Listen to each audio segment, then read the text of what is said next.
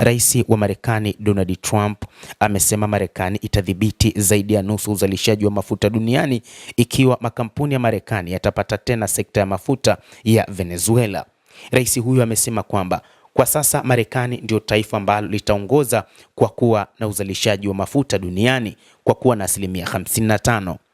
Venezuela ambayo ina akiba kubwa zaidi ya mafuta iliyothibitishwa duniani ilitaifisha mali za makampuni ya Marekani katika miaka 2000 wakati wa urais wa Hugo Chavez wa mrengo wa kushoto ambao ulifuatwa pia na Rais Nicolas Maduro aliyekamatwa na makomando wa Kimarekani. Trump alitaja utaifishaji huo usio wa haki kama moja sababu alituma makomando wiki iliyopita kumteka mrithi wa Chavez, Rais Nicolas Maduro, kutoka katika boma lake huko Caracas. Tutafanya kazi na Venezuela, Trump alisema mnamo siku ya jana Ijumaa wakati wa mkutano na watendaji kutoka makampuni makubwa ya mafuta ya ExxonMobil, Chevron na ConocoPhillips katika ikulu ya White House.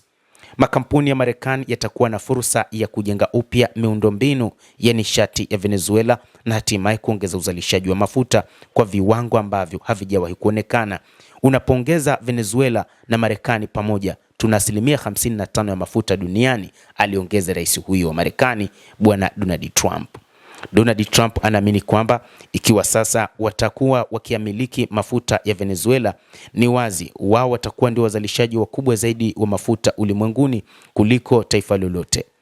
Trump anaamini kwamba moja kati ya hatua kubwa ambayo Marekani imefikia ni kuwa na uhakika wa kupata mafuta kutoka nchini Venezuela. Hata hivyo, bado Marekani imekuwa na ushirika na nchi zingine zenye uzalishaji wa mafuta duniani, ikiwa ni pamoja na mataifa ya Kiarabu. Kwa kiasi kikubwa Marekani imekuwa ikivuna mafuta kutoka katika mataifa mengi ya Kiarabu, lakini pia imewekeza makampuni yake mengi katika mataifa ambayo kwa namna moja ama nyingine yalivamiwa na Marekani, ikiwa ni pamoja na taifa la Libya na kwingineko. Trump alitangaza baada ya mkutano huo kwamba makampuni ya Marekani yatawekeza angalau dola bilioni 100 katika uzalishaji wa mafuta wa Venezuela. Mkurugenzi mtendaji wa Exxon Darren Woods amesema hata hivyo kwamba Venezuela haiwezekani bila marekebisho ya kanuni na urekebishaji wa sekta yake ya nishati. Ingawa serikali ya Venezuela haijathibitisha kutoa fursa kwa makampuni ya Marekani, Delcy Rodriguez, mshirika wa karibu wa Maduro ambaye aliapishwa kama kaimu rais, amesema mapema wiki hii kwamba Caracas iko tayari kwa miradi ya nishati na pande zote ikiwa ni pamoja na Marekani. Maana hiyo ni kwamba Bi Delcy Rodriguez anafuata kile ambacho rais wa Marekani amekieleza kwamba anachotaka nchini humo ni mafuta, na ikiwa atakataa basi yatamkuta zaidi ya yale yaliyomkuta Maduro.